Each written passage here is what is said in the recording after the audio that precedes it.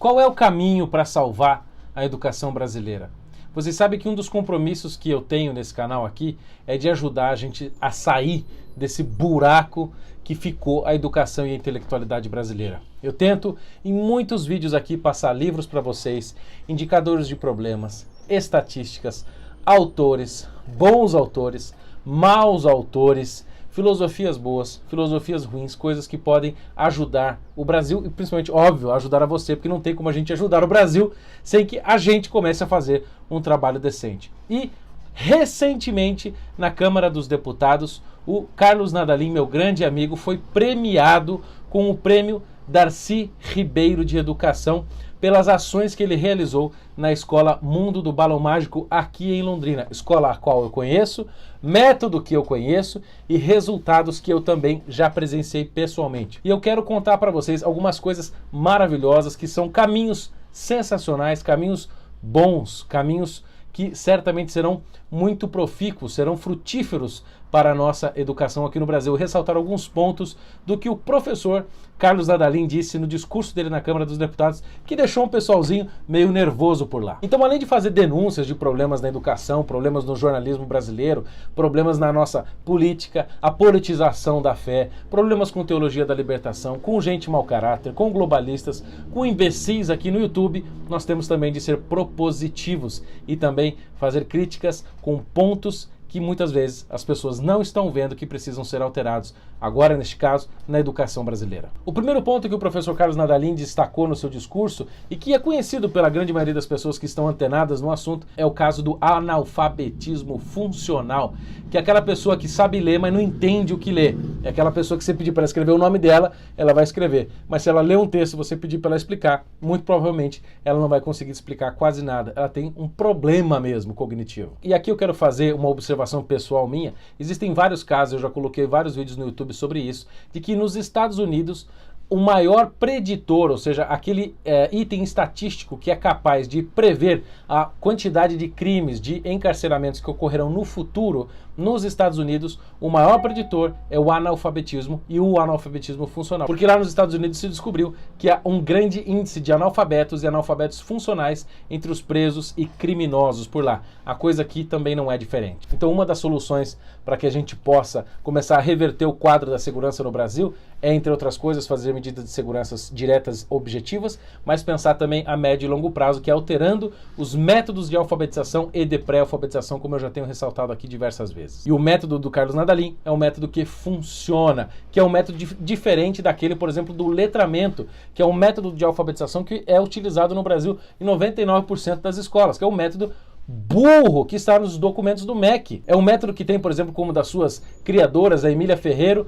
e a Magda Soares aqui no Brasil, que difundem essas ideias, que é uma total socialização, uma doutrinação, por assim dizer, bem entre aspas, das crianças já no momento da alfabetização, que acreditam que a criança aprende a ler lendo, o que é uma imbecilidade sem par. Porque diferente da fala que se aprende ouvindo, ler não se aprende lendo. Quem já tentou estudar uma língua estrangeira sabe o que é isso. Eu estive no Japão recentemente, fiquei lá, sei lá, 15 dias, tenho experiência com línguas estrangeiras, pelo menos 5 ou 6 línguas estrangeiras, e não consegui aprender nada. Teria de aprender com o método correto, por fonemas, pelo método fônico, e não por essa bobagem do letramento. Outro ponto importante que o Carlos Nadalim falou no discurso dele, quando ele ganhou o prêmio Darcy Ribeiro recentemente, foi a questão da BNCC, a Base Nacional Comum Curricular, a qual eu também já critiquei, já fiz oposição veemente neste canal aqui também, que é um negócio espúrio de centralização da educação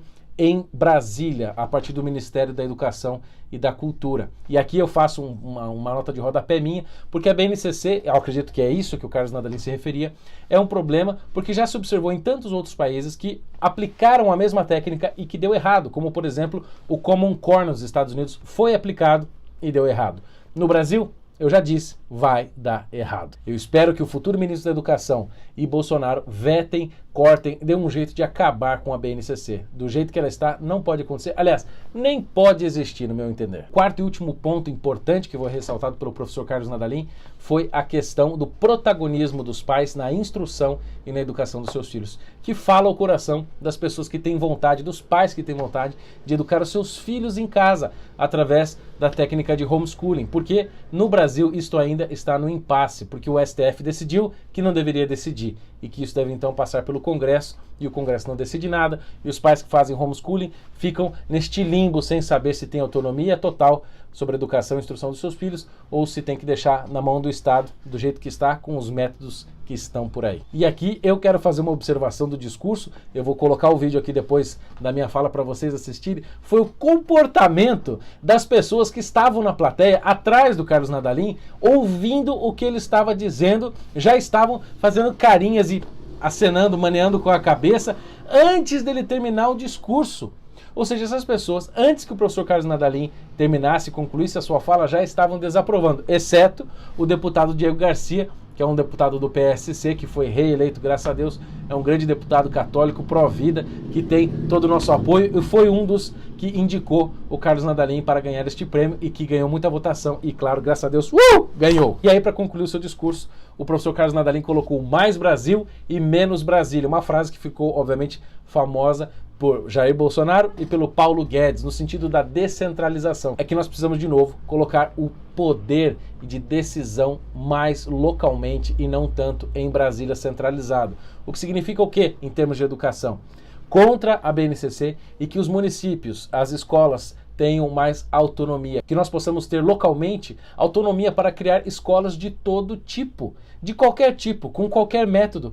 E aí a gente sabe como funciona. A regra do mercado seleciona a melhor escola com o melhor método e obviamente com o melhor preço vai ganhar. E o Estado subsidia aqueles que não puderem ter acesso a essas escolas. Isso é muito simples, é assim que funciona em lugares decentes do mundo. Ou seja, mais iniciativas locais independentes, menos iniciativas centralizadas em Brasília, através deste poder quase ditatorial que o Ministério da Educação tem sobre o ensino brasileiro. Então é isso, eu vou deixar para vocês agora o vídeo do discurso do professor Carlos Nadalim. Eu quero que vocês escutem atentamente o que ele disse, porque tudo o que ele disse é o que há de problema na educação brasileira e ele também abre caminhos para nós podermos começar a solucionar a educação brasileira que está em frangalhos. Quero lembrar vocês, obviamente vocês sabem que a minha livraria, a Livraria do Bernardo, está em plena Black Friday. Começou dia 20 e vai até dia 26. Já tem livros acabando, o pessoal já está começando a chiar. Entre lá, www.livrariadobernardo.com. Pesquise os livros que você quiser. O link da promoção está aqui na descrição. Entre antes que acabe. Já estou avisando, se deixar para depois, vai perder. E mais um adendo, vocês sabem que este canal aqui é parceiro da Vista Direita, a loja de artigos conservadores e liberais. E a Vista Direita também começará com uma Black Friday, que vai começar no dia 22 e vai até o dia 25 de novembro. Então fique esperto, o link da Vista Direita também está aqui abaixo na descrição. Então, com vocês, Carlos Nadalim. Boa tarde a todos. É uma honra vir a esta casa receber, em nome da Escola Mundo Polo Mágico, o Prêmio Darcy Ribeiro de Educação 2018. Agradeço ao senhor deputado federal Diego Garcia, membro desta comissão, a indicação da nossa escola em virtude da eficácia dos métodos de pré-alfabetização e de alfabetização que nela elaborei e aprimorei durante anos. Agradeço a minha mãe, Dona Cid Paula Nadalim, coordenadora da escola premiada, a oportunidade de atuar de 2011 a 2016 com muita liberdade na área pedagógica da instituição. Agradeço também ao professor Olavo de Carvalho, de quem, em 2015, por ocasião do segundo encontro de escritores na Virgínia, recebi o desafio de aprimorar meus métodos inspirados diretamente em seu trabalho. Por fim, agradeço ao site Como Educar Seus Filhos, por ter compartilhado com pais, professores e outros profissionais de todo o Brasil um pouco do trabalho que desenvolvi e aprimorei na escola agora premiada, auxiliando muitas famílias a alfabetizar seus filhos em casa. Em 2011, quando me dedicava ao ensino superior em universidades do norte do Paraná, ficava surpreso com as dificuldades enfrentadas pela maioria dos alunos em ler e compreender textos simples, meros artigos de jornal. Minhas tentativas de solucionar o problema não produziam os efeitos esperados, causando-me certo desconforto. Nesse mesmo período, um trágico acidente envolvendo um ente querido obrigou-me a me afastar do ensino superior e assumir a coordenação da Escola Mundo Polo Mágico, uma pequena escola localizada na Gleba Lindóia, bairro operário da Zona Leste de Londrina e administrada por minha família. E foi nessa escola que a verdade clareou meus olhos.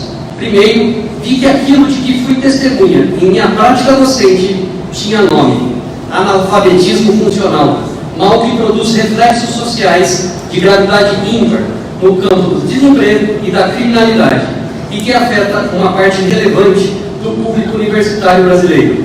Em 2016, um pesquisador da PUC concluiu que mais de 50% de nossos universitários são analfabetos funcionais, ou seja, incapazes de compreender o que leem. Em segundo lugar, me dei conta de que as causas do analfabetismo funcional deitam raízes na tenra infância, durante o processo de pré-alfabetização e alfabetização. Os dados da Avaliação Nacional da Alfabetização 2016 sobre o desempenho em leitura dos alunos do terceiro ano do ensino fundamental em escolas públicas são preocupantes. O índice de alunos com conhecimento inadequado da idade é de 55%, mais da metade. Apenas 13% estão entre aqueles considerados de conhecimento desejado. Ora, quais as causas desse quadro assustador? É a pergunta que devemos nos fazer. O relatório final do Grupo de Trabalho Alfabetização Infantil nos Novos Caminhos, elaborado em 2003, a pedido da Comissão de Educação e Cultura da Câmara dos Deputados, por estudiosos reconhecidos na área da alfabetização, e infelizmente desprezado pelas políticas educacionais dos últimos governos, nos ajuda a responder a essa pergunta. Ele veio ao encontro do que observei em relação às deficiências dos métodos de alfabetização adotados no Brasil, provando definitivamente o direcionamento equivocado dos PCNs, que privilegiam sobremaneira o método global ou indiovisual, expressão maior do letramento, em detrimento da abordagem fônica.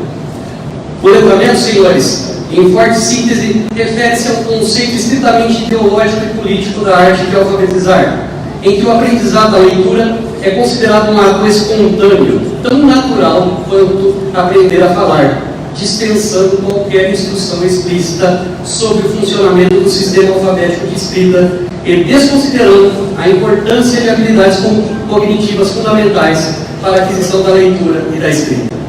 Segundo essa abordagem, a criança deve aprender a ler lendo, levantando sozinha hipóteses sobre a escrita, pela simples interação com textos reais. Ora, o simples contato com textos escritos não permite às crianças construir hipóteses. Essa ideia é muito perigosa e já foi amplamente refutada pelas evidências científicas. As crianças, principalmente aquelas de meios mais desfavorecidos, precisam de um ensino explícito da decodificação. Além disso, no letramento, o sentido exato do texto, conforme a intenção do autor, não é apenas secundário, mas praticamente sacrificado no altar do subjetivismo. O texto é utilizado como pretexto para a atuação político-ideológica. A inadequação e a falência dessa abordagem são observadas nos resultados do PISA, em que o Brasil ocupa os últimos lugares em leitura. Esse fracasso educacional na formação básica se reflete na produção intelectual e acadêmica do ensino superior, cujas pontuações coletadas pelo ENAC demonstram a calamidade intelectual e cultural que atualmente acomete nossa sociedade. Esse panorama mostrou-me a necessidade de lutar contra o distanciamento das políticas globais adotadas pelo poder central, encastelado nas suas estruturas burocráticas e indiferente ao disposto no próprio relatório final de 2003, que defende a abordagem fônica e não misturas metodológicas de toda sorte, como a mais eficaz para alfabetizar crianças. Diante desse cenário, tive de desenvolver um método de alfabetização, uma variável da abordagem fônica que entrelaça elementos extraídos da ginástica, da música, da dança, das brincadeiras tradicionais e do teatro. Ao mesmo tempo, sabia que esse método não poderia ser um sopro proferido de cima para baixo, mas algo que partisse desde baixo, da comunidade e das necessidades reais das crianças, sempre para cima, para o alto. A nova Base Nacional Comum Curricular fez sim concessões, ainda que confusas, à abordagem fônica, obrigando-a a caminhar sob o jugo do letramento. Contudo, permanece na Base Nacional Comum Curricular a falta de uma orientação clara e com base em evidências científicas comprovadas e atualizadas de como alfabetizar as crianças. Faltam requisitos claros e específicos para a formação inicial de professores alfabetizadores. Sem falar que o centralismo promovido pela Base Nacional Comum Curricular não condiz com a liberdade que cabe a cada professor de dispor dos meios que considere adequados à sua comunidade. Se eu tivesse adotado à risca os programas e orientações oficiais, os alunos da escola Mundo do Balão Mágico engrossariam as estatísticas do analfabetismo funcional que devasta nosso país. A partir dessa experiência escolar numa comunidade carente e graças ao alcance do site Como Educar Seus Filhos, hoje meus métodos de pré-alfabetização e alfabetização são colocados em prática não apenas por professores e pedagogos, mas também por muitas famílias que decidiram educar e instruir seus filhos em casa, famílias descontentes com a letargia de um Estado que se recusa a ouvir o clamor da ciência e a necessidade da população. É preciso que o Estado brasileiro assuma seu papel subsidiário na educação, respeitando o protagonismo das famílias na educação dos filhos e facilitando a livre iniciativa da sociedade no âmbito educacional e escolar. Que o Estado atue na promoção da ciência, amparada na experiência e nos fatos, e reconheça a alta vocação dos professores.